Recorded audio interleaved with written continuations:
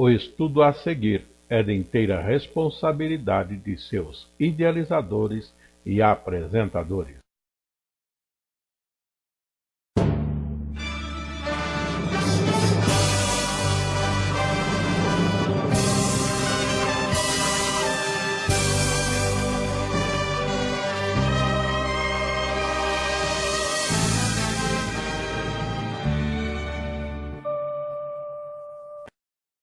Lições para a Escola Bíblica Dominical, no ano de 2018, no quarto trimestre. Lições para as classes de jovens e de adultos, sendo que esta lição é de número 13, com o título O Louvor à Glória e Poder de Deus. A nossa leitura bíblica está baseada no Salmo 66, nos primeiros versos, verso 1 até o verso 9. E o texto em si é este que passamos a ler. Repito, Salmo 66, versos de 1 a 9. Louvai a Deus com brados de júbilo, todas as terras. Cantai a glória do seu nome. Dai glória ao seu louvor. Dizei a Deus, quão terrível és tu nas tuas obras. Pela grandeza do teu poder se submeterão a ti os teus inimigos. Toda a terra te adorará e te cantará louvores e cantará o teu nome. Vinde e vede as obras de Deus. É terrível nos seus feitos para com os filhos dos homens. Converteu o mar em terra seca, passaram o rio a pé, ali nos alegramos nele. Ele domina eternamente pelo seu poder, os seus olhos estão sobre as nações. Não se exaltem os rebeldes.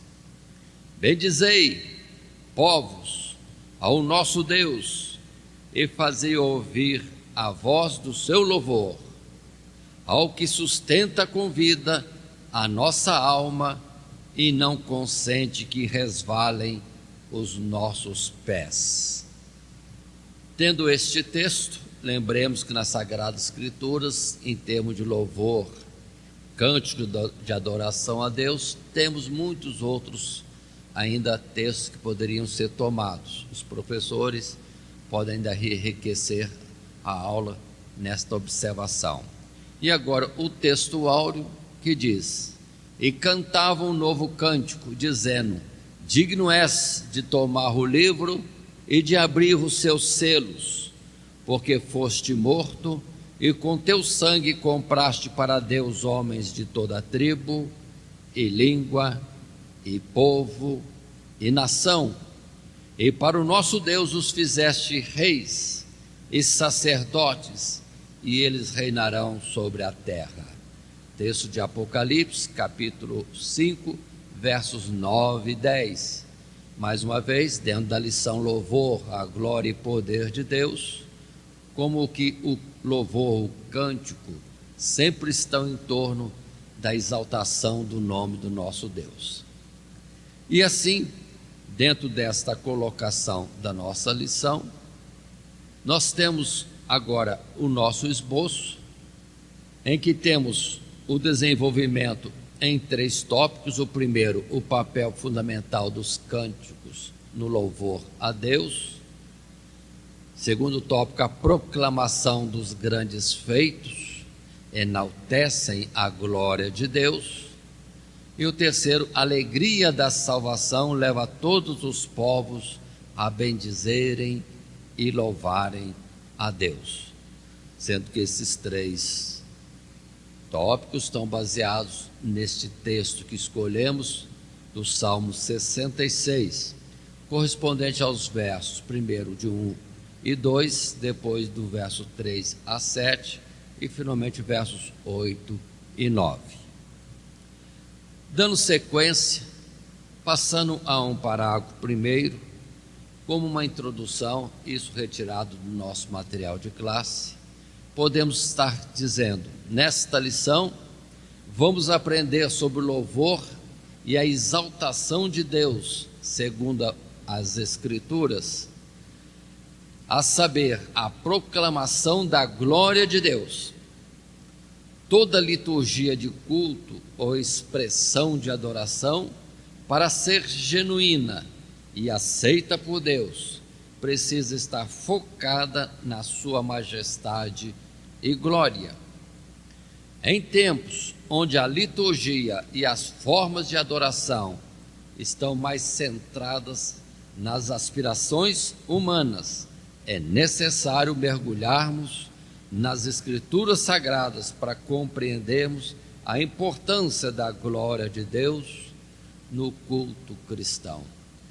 O sentido também pode ser colocado no fato de reconhecermos o poder de Deus, reconhecermos toda a glória deste poder e também as virtudes próprias de Deus, e neste reconhecimento, neste conhecimento, numa experiência com Deus, estamos proclamando, exaltando sempre o nome de Deus de formas diversas, como ações de graças ou como culto ou adoração, poderíamos também colocar.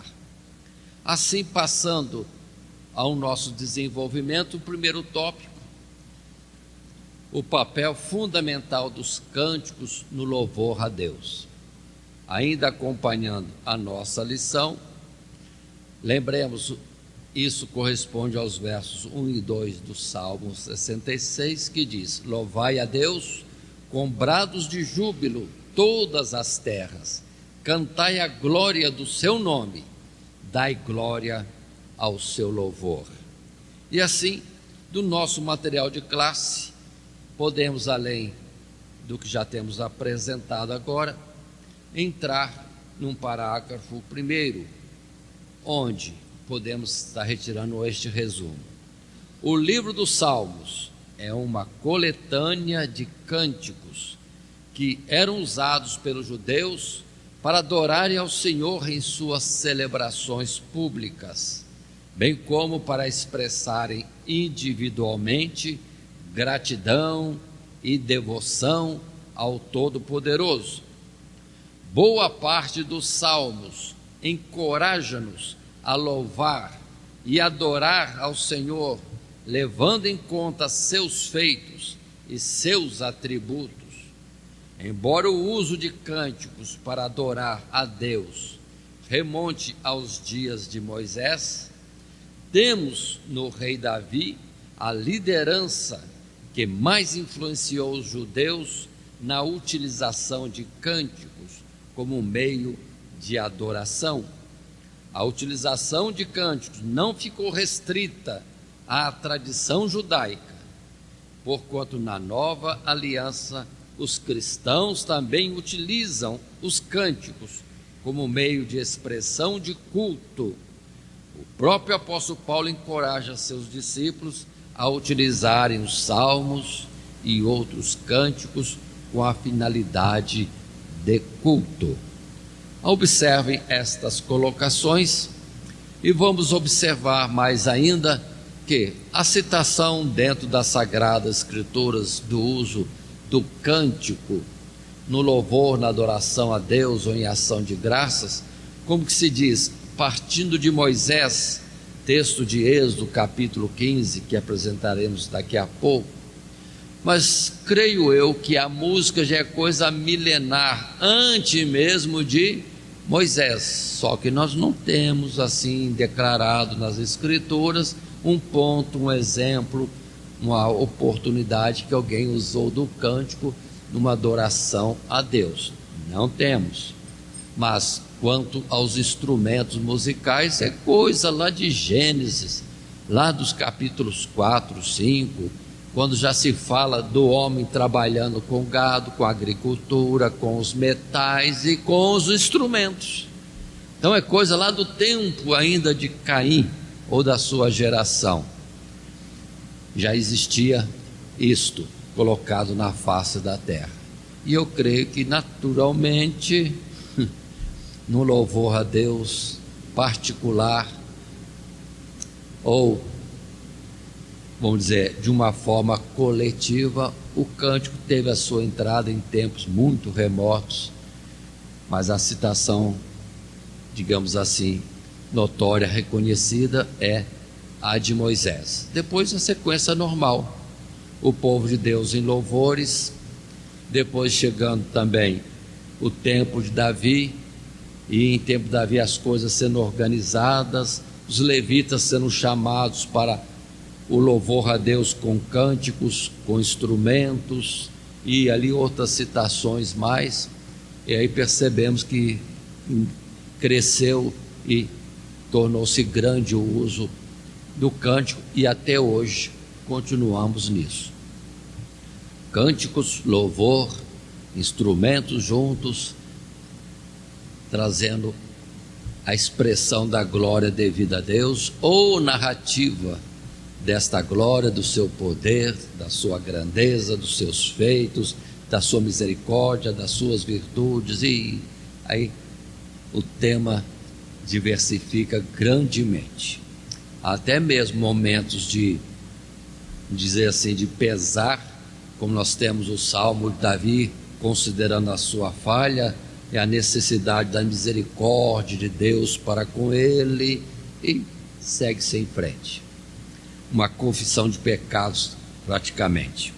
Atentemos, por exemplo, que já citamos, Êxodo capítulo 15, verso 1, na travessia do Mar Vermelho, quando o povo atravessa a pé enxuto, nós temos a colocação de Moisés e o registro em Êxodo que diz: então cantou Moisés e os filhos de Israel este cântico ao Senhor, e falaram dizendo: cantarei ao Senhor, porque sumamente se exaltou, lançou no mar o cavalo e o seu cavaleiro. O Senhor é a minha força e o meu cântico, ele me foi por salvação. Este é o meu Deus, portanto lhe farei uma habitação, ele é o Deus de meu pai, por isto o exaltarei.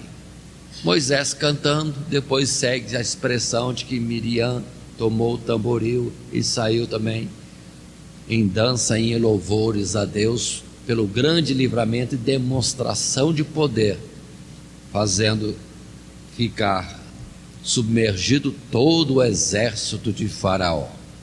E lembrando que no nosso texto de hoje mesmo, nós temos a colocação de feitos do Senhor, que está no texto e que estaremos falando a seguir.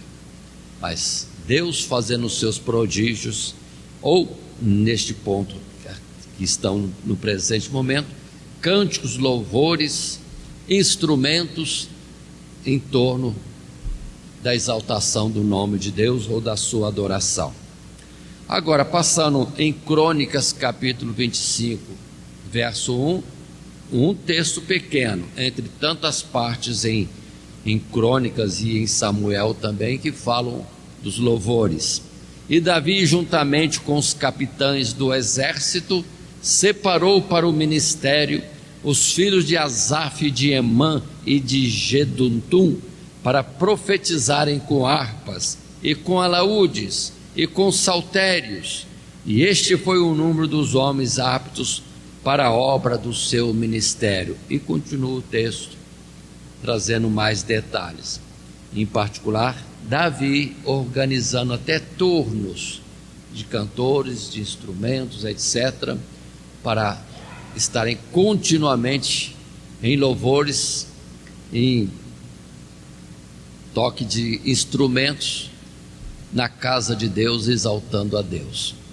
Isso, observe, era comum no tempo passado, principalmente com Davi, mas seguiu-se isso depois. Lembremos de Jeosafá, por exemplo, que saiu para a guerra colocando os cantores à frente, louvando e exaltando a Deus, porque a ordem ou promessa de Deus que naquela peleja que estariam tendo logo em seguida, não teriam que combater, mas veriam com seus olhos o livramento do Senhor. E eles creram e colocaram os cantores na frente, e não o exército, os homens armados. Eles ficaram para trás.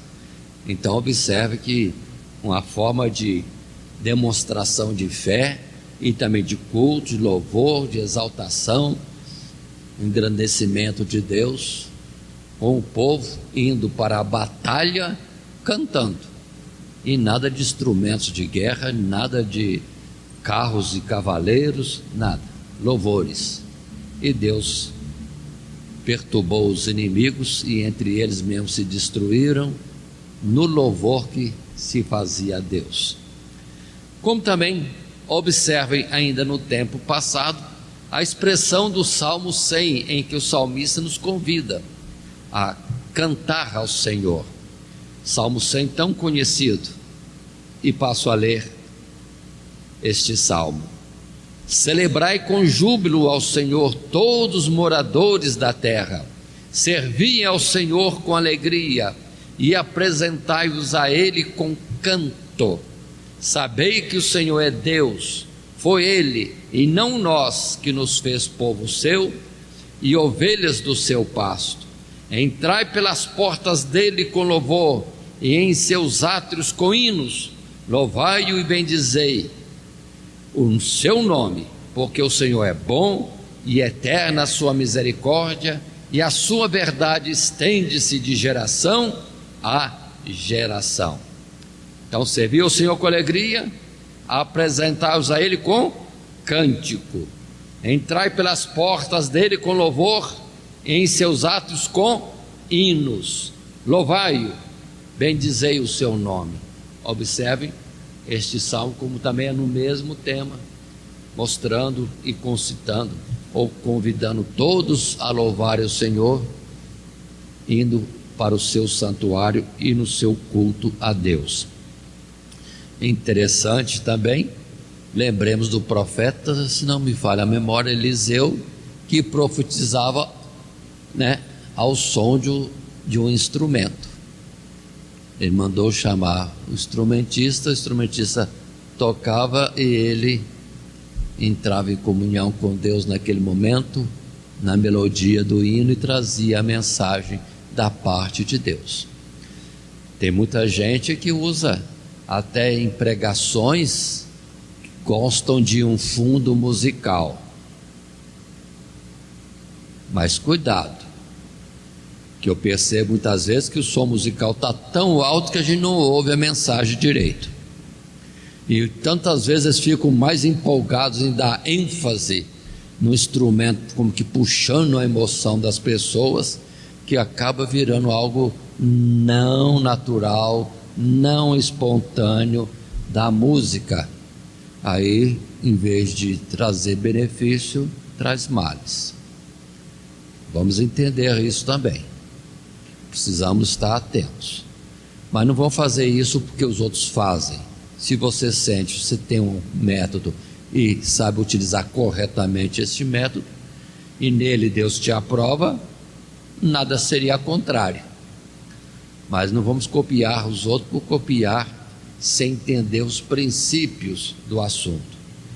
Música é fundo, não é a essência do som. A mensagem tem que estar nítida, a palavra compreensível para o povo, e deixa a música suave como fundo, não ela criando uma emoção, trazendo como que uma ênfase em drama de alguma coisa. Aí não é mais a palavra nem o Espírito de Deus, é o som musical. Cuidado, mas só para nós entendermos que há uma liberdade em Deus para muita coisa, e Deus operando, havendo simplicidade, sinceridade, há benefícios. Continuando, Colossenses capítulo 3, verso 16: a palavra de Cristo habite em vós abundantemente, em toda sabedoria, ensinando-vos e admoestando-vos uns aos outros com salmos, hinos e cânticos espirituais, cantando ao Senhor com graça em vosso coração. Agora é Paulo incentivando aos irmãos em suas reuniões não deixarem ausente as oportunidades de salmos, hinos, cânticos, cantando ao Senhor com graça no vosso coração. E vamos depois ver que isso é uma coisa prática, já no Novo Testamento, Paulo ensinando, alertando ou incentivando os irmãos ao cântico, e lembrando que ele mesmo, preso na prisão lá em Filipenses, estava cantando, com o corpo todo ferido dos açoites, vamos dizer assim, mas cantando ao Senhor, e Deus operou grandemente. Voltando um pouquinho com Jesus mesmo, Jesus no dia em que seria entregue e morto, saindo da Santa Ceia, Jesus foi para o Monte das Oliveiras, diz a palavra, cantando hino. Está lembrado disso?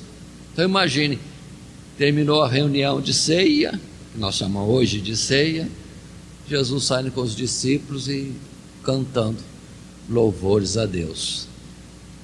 Um momento muito especial antes, e o momento seguinte seria Jesus traído, Jesus preso, Jesus em grande aflição, depois morto, mas Jesus cantando hino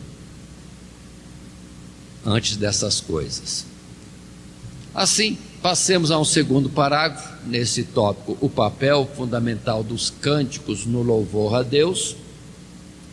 Podemos estar lendo, basicamente, os cânticos podem ser usados no culto como expressão de ação de graças, ou como expressão de louvor a Deus por seus maravilhosos atributos.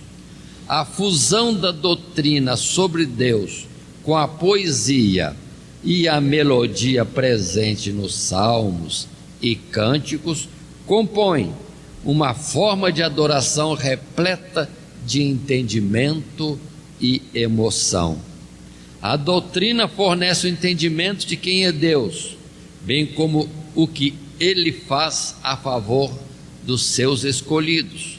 Já o arranjo poético da doutrina, somado à melodia proporcionada pelos instrumentos musicais, auxilia a comunicação da emoção por trás da adoração. Atentem também para isto. Palavra, poesia, ou seja, as palavras colocadas adequadamente, e nisso vamos entender até gramaticalmente. Quem pode falar dentro da língua de forma correta, faça-o. Não despreze o conhecimento da gramática, para quando falar as palavras soarem, vamos dizer assim, suaves, compreensíveis aos ouvintes, e não ser algo que agrava aos ouvidos e perturba a mente, porque não está se entendendo direito de que se fala, nem nada, porque não há concordância nominal, não há concordância verbal, aí fica muito diferente, e concordância também pronominal.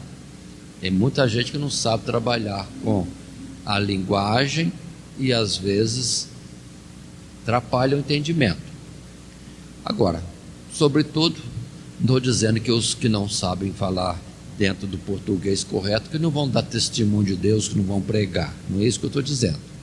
É quem o pode fazer corretamente que o faça.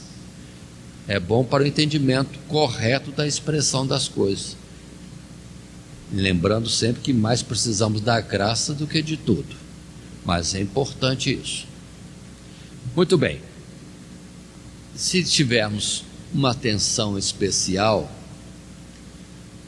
há o entendimento de que praticamente todas as vezes que há uma profecia, uma palavra de Deus trazida, ou Deus falando ao seu povo, as colocações das palavras são como uma forma poética, correta. É Deus falando, e na harmonia da fala de Deus é como se fosse uma poesia.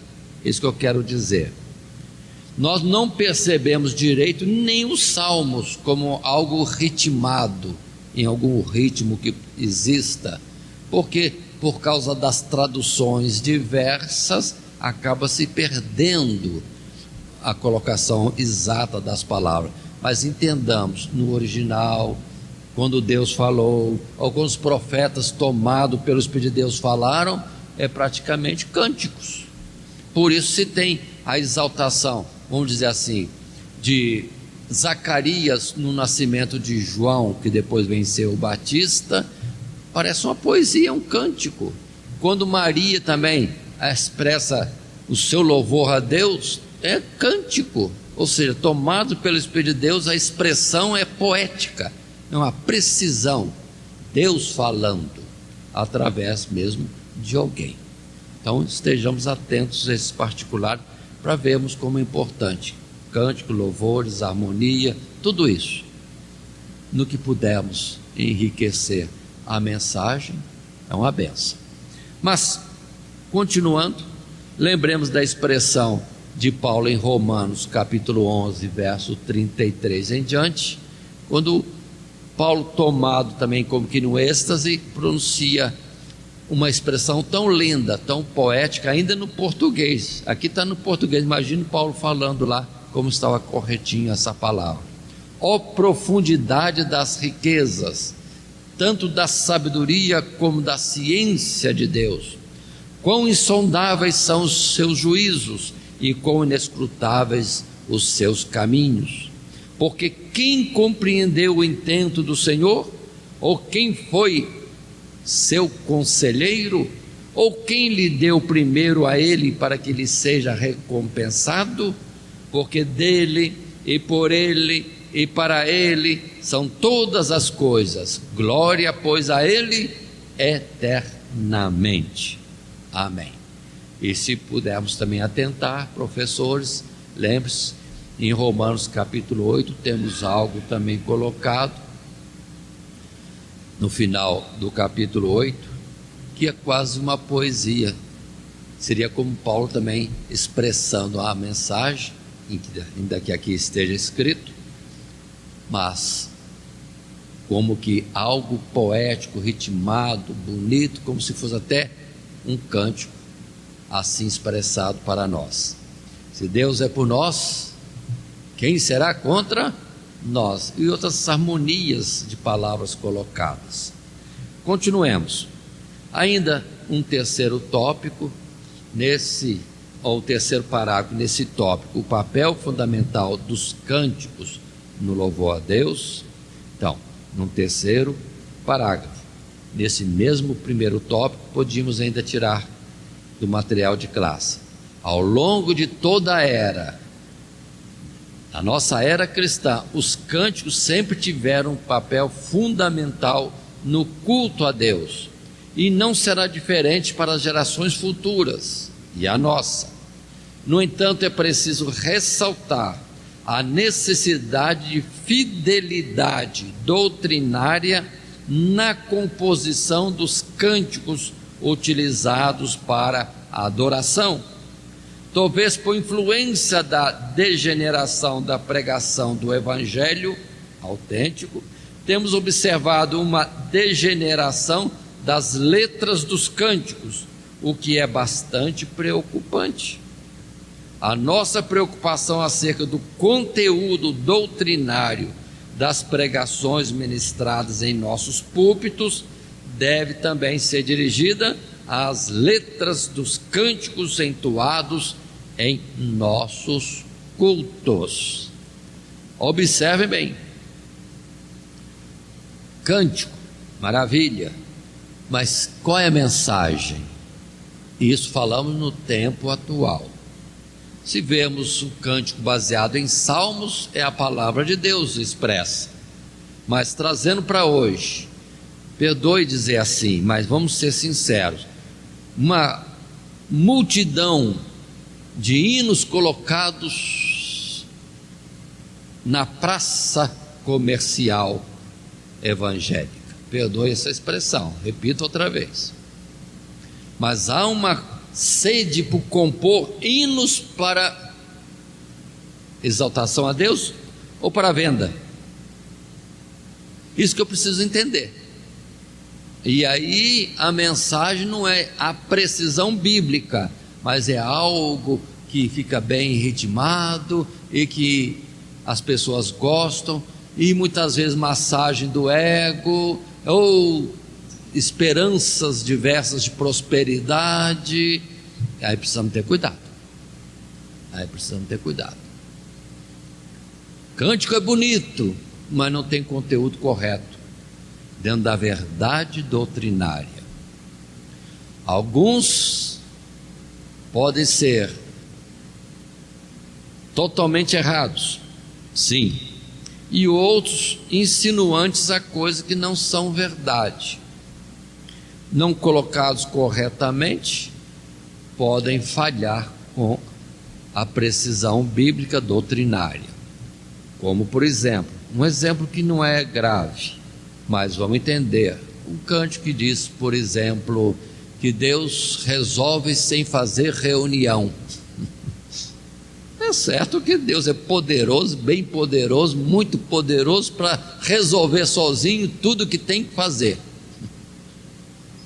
Mas quantas vezes nós temos na Bíblia que Deus reúne a congregação?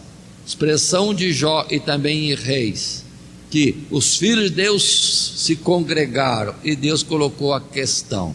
Ou seja, Deus podia resolver sozinho, mas ele estava acabando de anunciar uma reunião e colocado algo para debate. E veio um, falou de um jeito, veio outro, falou de outro jeito, e até que chegou à definição de que seria feito mesmo. Então observe, em Jó tem, em Reis tem. Então Deus não faz reunião? Deus decide sem fazer reunião? É uma afirmativa imprópria. Teria que ser colocado direito. Deus pode resolver sem fazer reunião, mas que ele gosta de reunir, ele gosta. Como o pai de família que reúne toda a família celestial e coloca o assunto. Mais como reunião familiar do que Deus precisando de uma opinião e uma ideia que ele não tenha. Por favor. Então, aí o cântico falha. E agora, cânticos que falam da exaltação da pessoa, que o seu inimigo vai ser destruído, você vai ver, você vai estar sendo ovacionado e o seu inimigo derrotado. Toma cuidado. É mais um aspecto de vingança própria e incentivo à vingança desta forma, do que na verdade uma exaltação de Deus. Deus deve ser exaltado.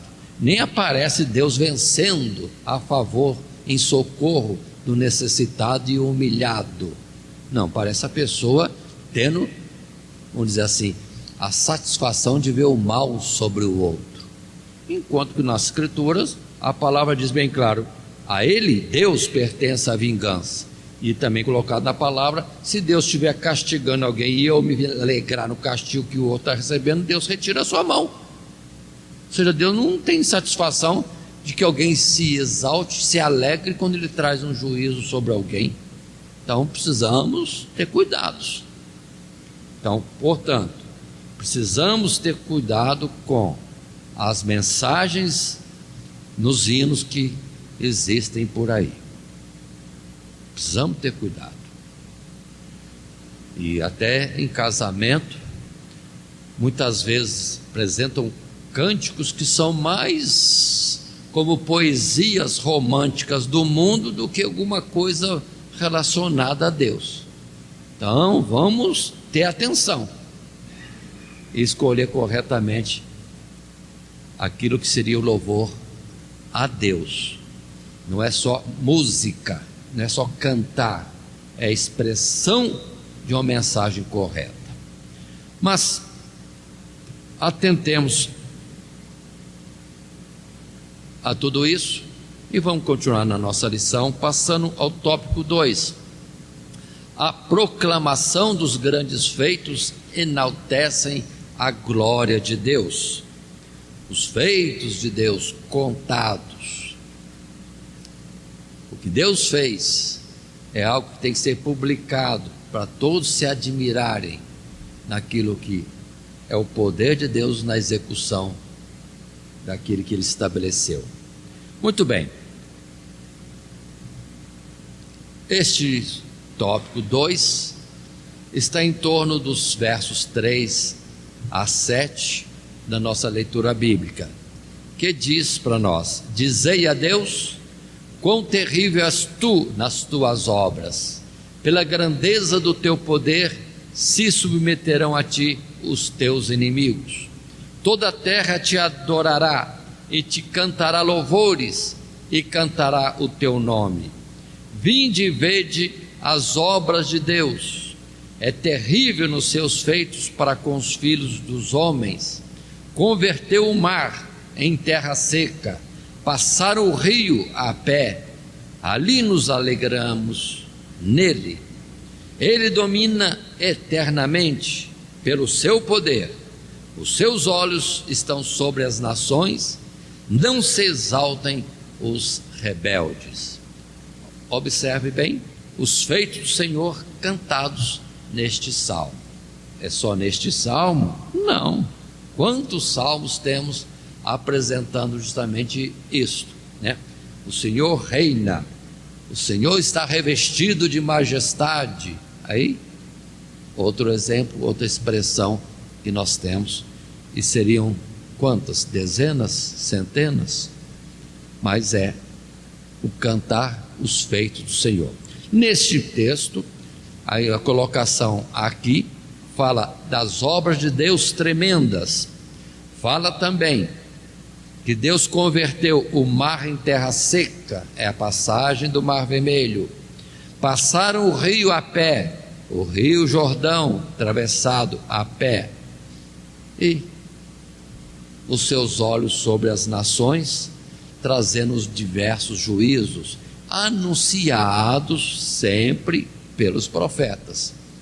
Portanto, o fato de Babilônia não existir e ser desertos, ruínas, é algo que foi proclamado por Deus. E se alguém atentar para isso, Deus anunciou e Deus fez. Deus anunciou que Jesus viria e veio, morreria e ao terceiro dia ressuscitaria, também já está feito. E tudo isso são coisas que podemos estar cantando. Assim, nesse tópico segundo, a proclamação dos grandes feitos enaltecem a glória de Deus. Num primeiro parágrafo, consideremos: nos Salmos notamos a compreensão dos judeus sobre os atributos e os feitos de Deus segundo os registros históricos das intervenções do Todo-Poderoso na trajetória do seu povo. A grandeza dos feitos divinos para criar o universo, bem como dar origem, libertação e progresso ao seu povo, eram sempre alvo da admiração e gratidão dos adoradores da antiga aliança. Na adoração cristã, a glória de Deus é também reverenciada, levando em consideração seus feitos descritos no Antigo Testamento, mas a atenção especial é dada à glória de Deus manifestada na morte e ressurreição de Jesus Cristo. Podemos afirmar que a adoração cristã é basicamente cristocêntrica, porque é centrada na vida e obra de Jesus Cristo, nosso Salvador. Então observem outra vez cânticos, e agora no aspecto da proclamação dos feitos do Senhor. Se nas palavras primeiras, que nós chamamos Antigo Testamento, se exalta muito os feitos de Deus naquela ocasião, agora a glória de Deus é manifestada em Cristo Jesus. Atentem para isso. Jesus chegou a dizer: glorifiquei-te na terra, tendo consumado a obra que me deste para fazer. Então, o feito em Jesus glorifica a Deus. Aí não tem mar vermelho, não tem rio secando, não tem muita coisa, mas tem sim Jesus, o Emanuel presente, morrendo e ressuscitando e fazendo a redenção de um povo. E aqui sim é que está a excelência que nós devemos estar cantando continuamente. Como Paulo chegou a dizer, sempre relembro isso, Paulo dizendo: outra coisa não quis saber a não ser Cristo Jesus e este crucificado. Nós estamos oportunamente numa data que é de Natal, né, comemoração do nascimento de Jesus, e dão a ênfase tão grande, mas na verdade nós temos que dar uma ênfase bem maior na morte de Jesus. É morte, porque é a expressão máxima do amor de Deus para conosco, quando ele, Jesus, veio a esta terra para morrer, passar pela paixão da morte, para perdão dos nossos pecados. Por isso que na ceia, e Paulo na expressão que nós já colocamos, o assunto é: toda vez que comerdes, toda vez que beberdes, anunciais a minha morte, até que venha. Portanto, vamos ter isso em conta. Mas, muito bem, colocando este aspecto que tudo está centralizado em Cristo Jesus, e na nossa expressão, nos nossos cânticos, deve ser esse o assunto. Em Hebreus capítulo 1, verso 1 até o verso 6, temos a expressão que diz, a expressão bíblica: havendo Deus antigamente falado muitas vezes e de muitas maneiras aos pais pelos profetas, a nós falou-nos nestes últimos dias pelo Filho, a quem constituiu herdeiro de tudo, por quem fez também o mundo, o qual, sendo o resplendor da sua glória e a expressa imagem da sua pessoa, e sustentando todas as coisas pela palavra do seu poder, havendo feito por si mesmo a purificação dos nossos pecados, assentou-se à destra da majestade nas alturas, feito tanto mais excelente do que os anjos, quanto herdou mais excelente nome do que eles. Porque a qual dos anjos disse jamais: tu és meu filho, hoje te gerei? E outra vez: eu lhe serei por pai, e ele me será por filho?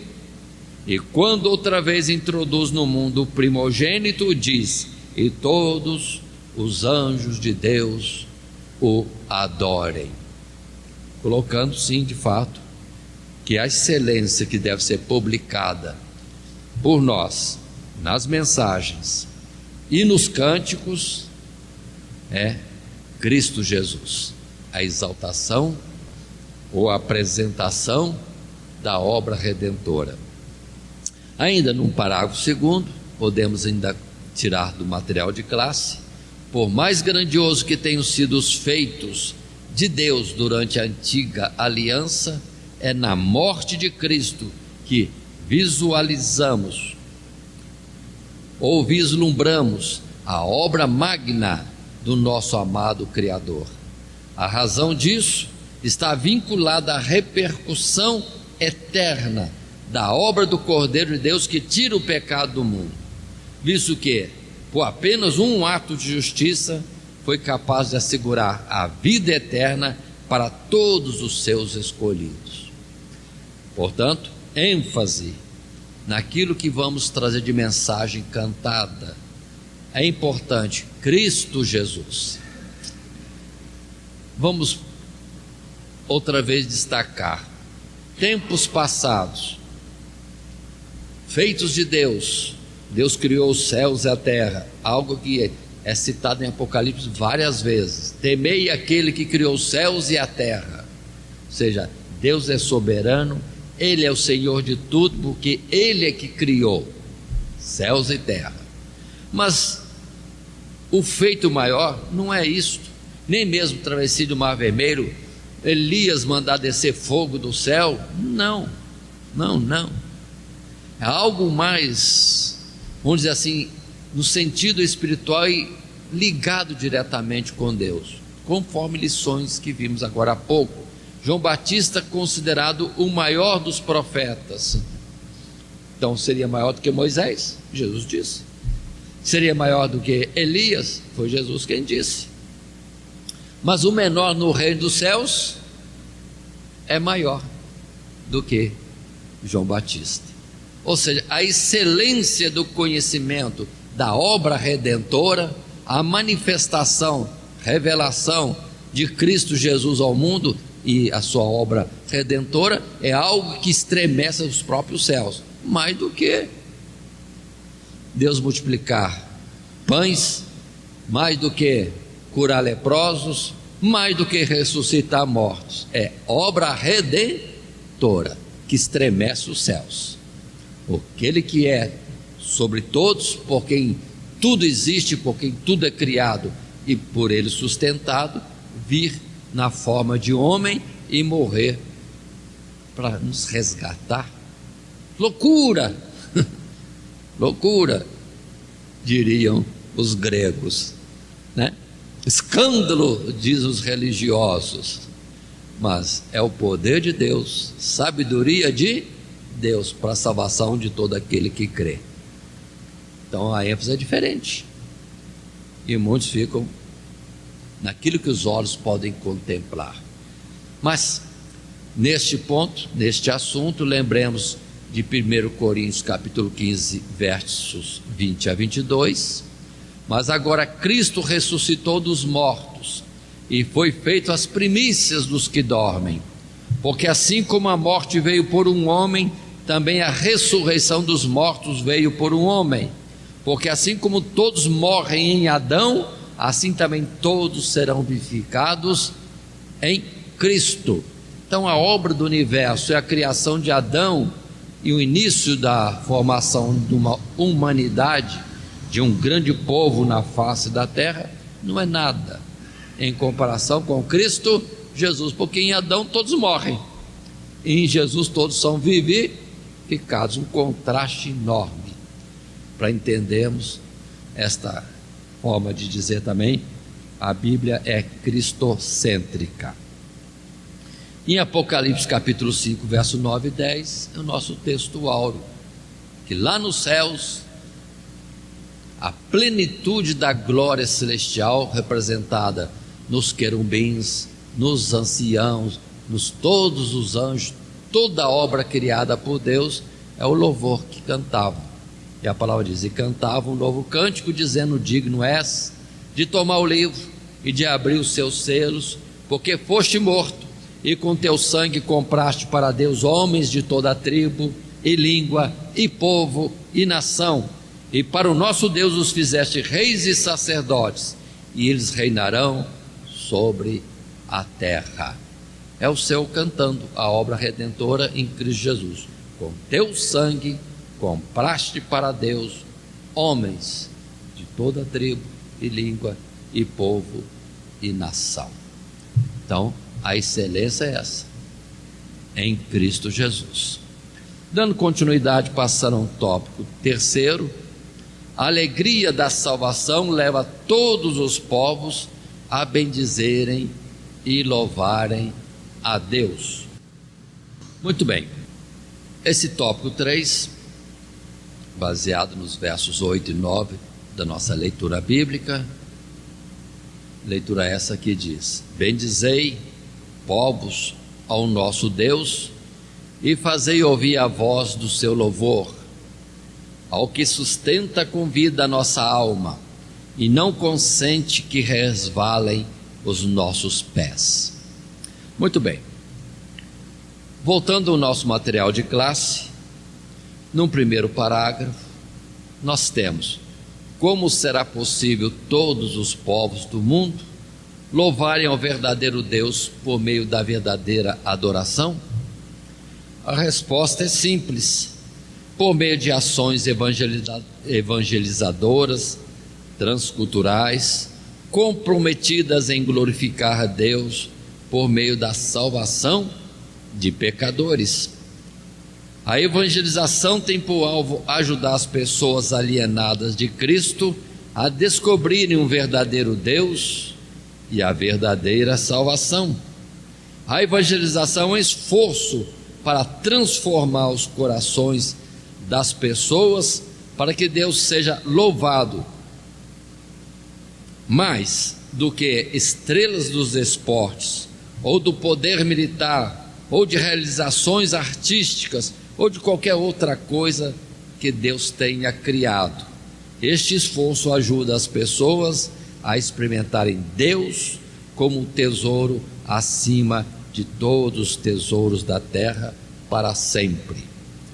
Então, o que está sendo dito? Em outras palavras, devemos continuar publicando a evangelização, no particular até dos louvores, dos cânticos, para que as pessoas tenham conhecimento de Deus, e isso por todos os povos, para que no proclamar as coisas de Deus, a salvação de Deus, todos possam conhecer o que é de fato uma salvação, a promessa de uma vida e uma vida eterna, uma transformação de uma vida aqui oprimida ou presa em muitas situações ou vícios, em Deus é libertada, isso sendo proclamado para que as nações venham a conhecer o verdadeiro Deus, e nisso voltarem para Deus também com louvores e ações de graças. Não vemos Nínive cantando, depois do livramento, após pregação de Jonas, mas poderíamos dizer que deveriam ter cantado, tinham razões bastante para cantar cânticos de ação de graça a Deus, porque tendo sido livres de uma condenação já prometida, ainda há 40 dias Nínive será subvertida, e tendo ele se arrependido e buscado a Deus, clamado por misericórdia, veio o livramento. A nação de Nínive devia estar depois em louvores, em ações de graça, assim como o povo de Israel no tempo de Ester, de Mardoqueu, quando a sentença já estava dada para a morte de todos os judeus. Deus operou de uma forma sutil, simples, pronto, a lei foi complementada e o povo de Israel teve livramento. E depois vem a festa do Purim, que é justamente ações de graças e a relembrança, ou relembrar continuamente, geração em geração, de ano em ano, o grande livramento que Deus deu ao povo judeu quando do império medo-persa. A morte era certa, mas Deus mudou a situação, e isso deve ser publicado para, vamos dizer, notoriedade dos feitos de Deus, para livramento. Muito bem, continuando ainda no nosso material de classe, no parágrafo 2º, no tópico 3, a alegria da salvação leva todos os povos a bendizerem e louvarem a Deus. Podemos estar lendo: atualmente há muitos povos espalhados por todo o mundo, privados do conhecimento do evangélico autêntico. São milhares de cidades e vilarejos onde a adoração não está sendo oferecida ao verdadeiro Deus. Comunidades inteiras mergulhadas nas densas trevas do pecado e da ignorância, incapazes de entoar cânticos de louvores a Deus que criou os céus, a terra, o mar, as fontes de águas.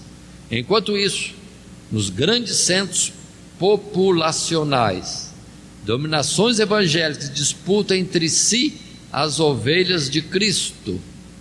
Uma verdadeira perca de tempo, recursos e energia na inútil tentativa de evangelizar, entre aspas, quem já conhece o evangelho, enquanto milhões de incrédulos permanecem alienados da salvação. Então observem esse particular. Há esforços diversos de pregação, vemos muita coisa colocada em prática, corais, conjuntos, investimentos altos em campanhas diversas, muitas vezes pregando para quem já conhece o evangelho. E precisamos dar uma atenção especial de fazer como Paulo disse, pregar além deste local ou região em que o evangelho já é conhecido. E aos que não conhecem do Evangelho, onde Cristo não foi anunciado. Portanto, temos esse critério que precisamos colocar também, de usar nosso esforço, cântico e tudo mais, para atingir povos além daqueles que nós conhecemos.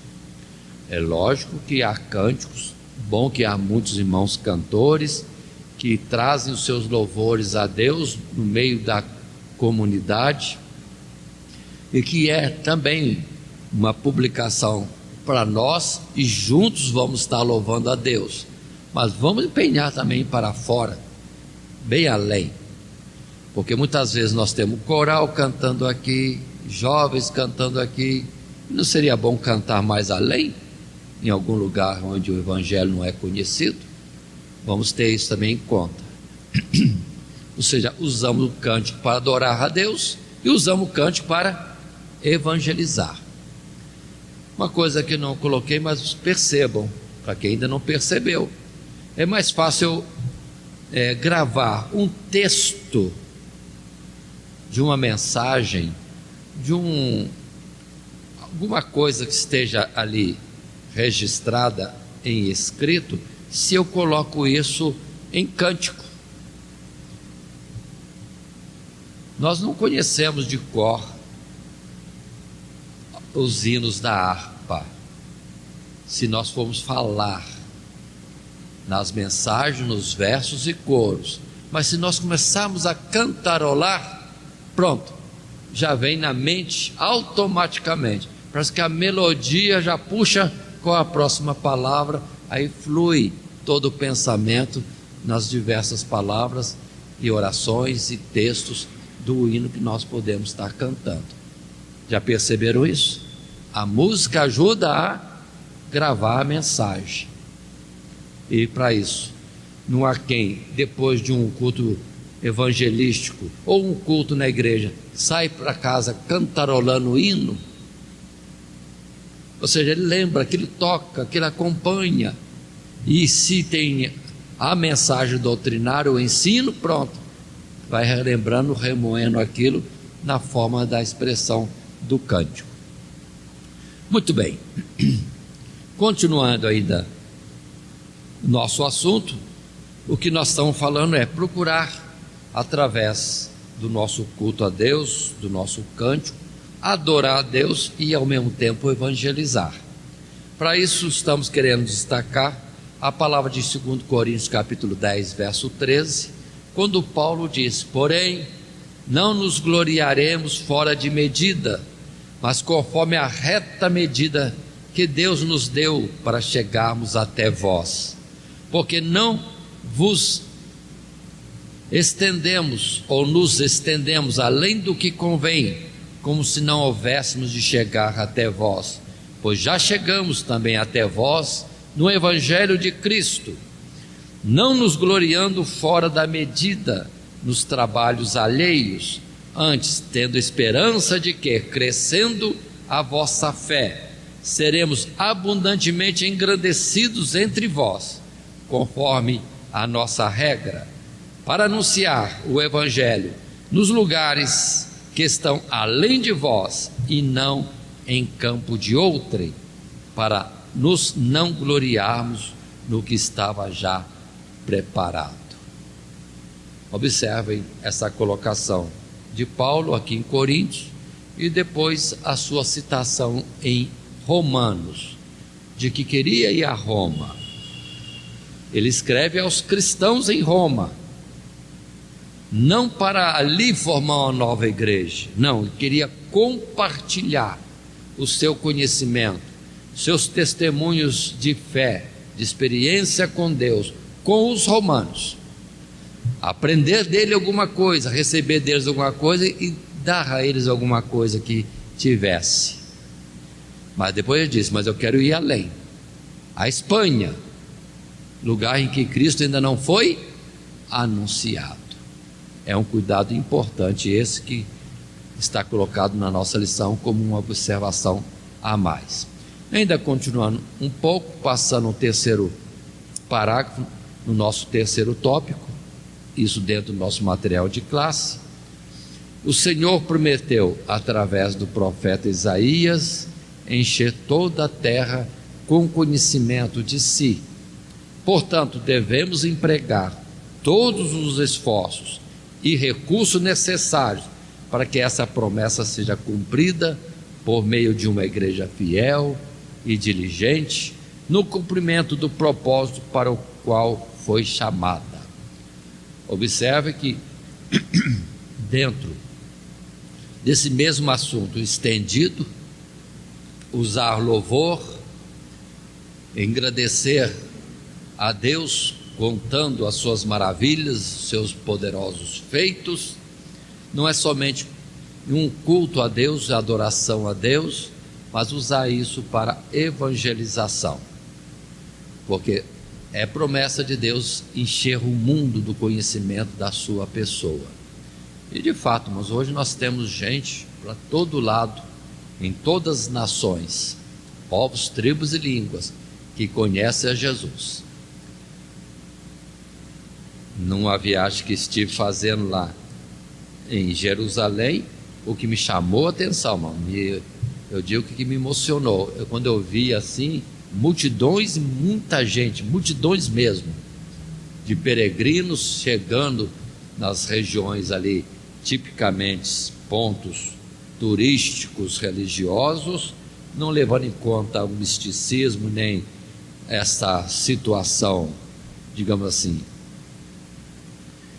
mais voltada para uma curiosidade por parte de alguns, mas o fato de que povos e mais povos, pessoas de vestes diferentes, de costumes diferentes, de línguas diferentes, ali querendo saber daquilo que é publicado a respeito de Jesus. E ali só está praticamente ruínas de lugares onde Jesus operou.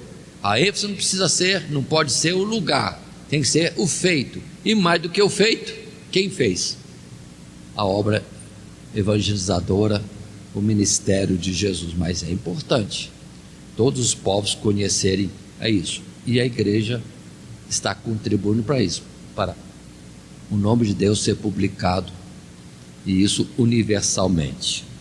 É a palavra que Paulo diz em Efésios capítulo 3, a partir do verso 8: a mim, o mínimo de todos os santos, me foi dada esta graça de anunciar entre os gentios, por meio do evangelho, as riquezas incompreensíveis de Cristo, e demonstrar a todos qual seja a dispensação do mistério que desde os séculos esteve oculto em Deus, que tudo criou, para que agora, pela igreja, a multiforme sabedoria de Deus seja conhecida dos principados e potestades nos céus, segundo o eterno propósito que fez em Cristo Jesus nosso Senhor, no qual temos ousadia e acesso com confiança pela nossa fé nele.